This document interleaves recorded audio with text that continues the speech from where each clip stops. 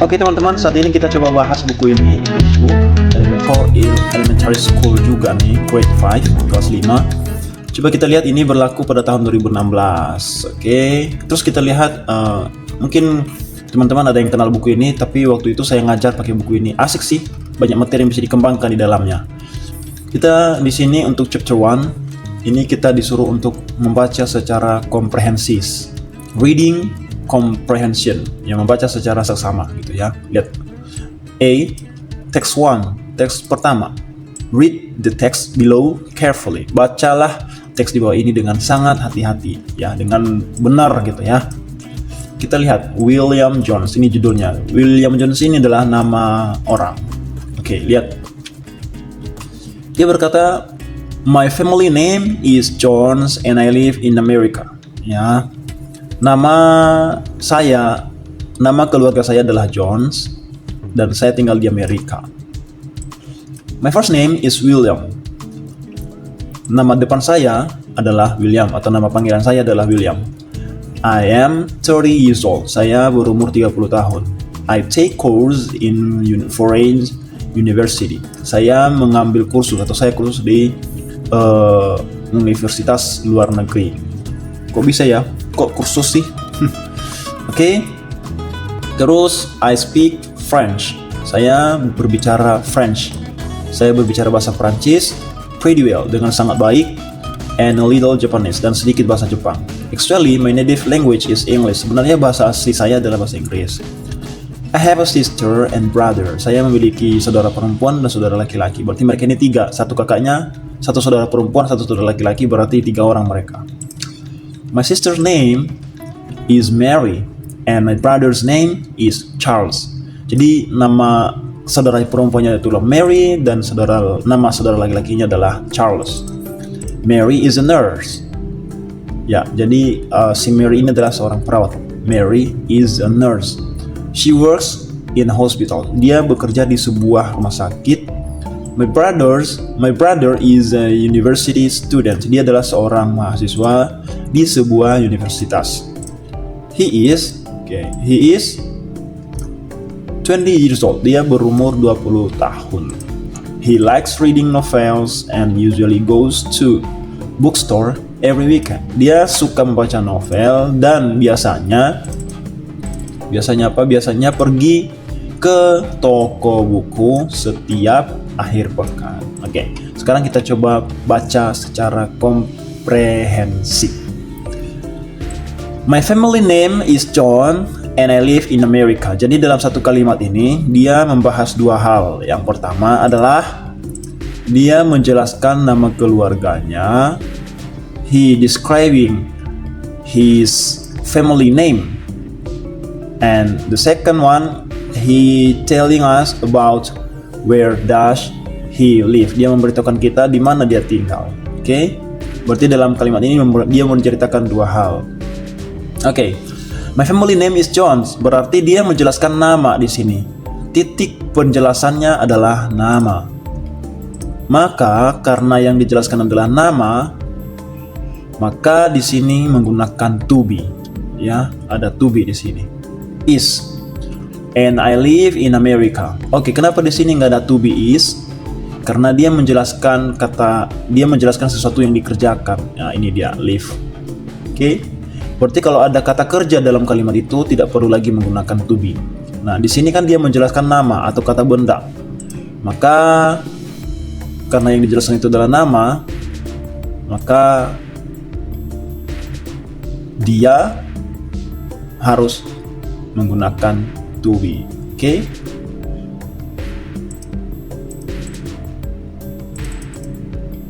Oke, sekarang kita lanjut. General kita itu dulu. Oke, apalah biarin aja ini kan. Kapasitas 20%, coba 100%. Oh, oke. Nah,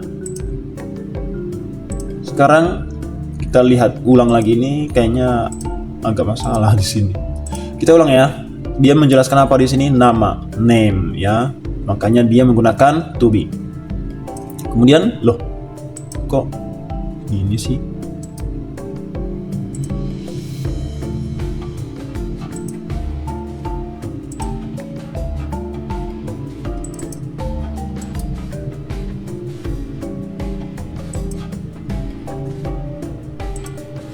Oke dah.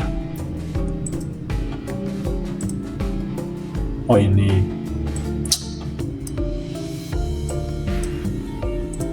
Nah, oke. Di sini dia menggunakan di kalimat yang kedua ini dia menjelaskan tempat tinggal di mana dia tinggal. Itu artinya di sini ada kata kerja, dia live, dia menggunakan kata kerja di situ. Kemudian makanya dia nggak perlu menggunakan to be lagi karena sudah ada kata kerja. Dia menjelaskan bahwa dia tinggal itu kan kata kerja. Oke. Next. My first name is William. Nah, ini lagi satu kalimat ini apa yang dijelaskan di sini? Dia lagi-lagi menjelaskan namanya, ya. My first name is William. Makanya di sini menggunakan to be. Kenapa menggunakan to be? Karena dia di sini dia menjelaskan kata benda. Berarti kita lingkari lagi ya. Dia menjelaskan kata benda sehingga harus menggunakan to be. Oke? Nah, sekarang kita coba lanjut. I am 30 years old. Nah, dia menjelaskan umurnya di sini. Berarti kalau menjelaskan umur juga kata benda, maka harus menggunakan to be. Oke? Kenapa ini selalu gini? Gini aja deh. Oke. Di sini karena dia menjelaskan umur, I am 30 years old, berarti ini di sini dia menjelaskan umurnya, makanya harus pakai to be. Ya. Kemudian lanjut, I take course in foreign university. Dia mengambil. Nah, di sini ada kata kerja. Lihat, I take. Maka kata kerjanya di sini adalah take. Nah, dia mengambil apa? Kursus. Berarti take course. Nah, ini kata benda, kata kerja. Makanya tidak ada to be di sini. I take course in foreign university. Kemudian lanjut, I speak French pretty well. Nah, perhatikan di sini dia menjelaskan satu kalimat, satu kasus saja bahwa dia bisa berbahasa Prancis dengan baik dan sedikit bahasa Jepang. Nah, di sini ada to be, nggak ada to be. Kenapa? Karena di sini sudah ada kata kerja. Mana kata kerjanya? Ini dia. I speak. Nah, di sini dia sudah menjelaskan bahwa dia berbicara dalam bahasa Inggris. Kemudian, actually my native language is English. Nah, sebenarnya actually ini adalah preposisi sebenarnya. Bahasa native-nya, bahasa aslinya adalah bahasa Inggris. Nah, apa yang dijelaskan di sini? Dia menjelaskan bahasa aslinya. Ini dia. Dia menjelaskan bahasa asli, berarti kata benda. Makanya dia menggunakan to be di sini ya. Makanya dia menggunakan to be. Oke. Nah, kalau to be kita ganti warnanya jadi merah deh. Nah, kenapa? Alasannya tahu tadi kenapa? Karena dia menjelaskan kata benda, bukan kata kerja. Oke.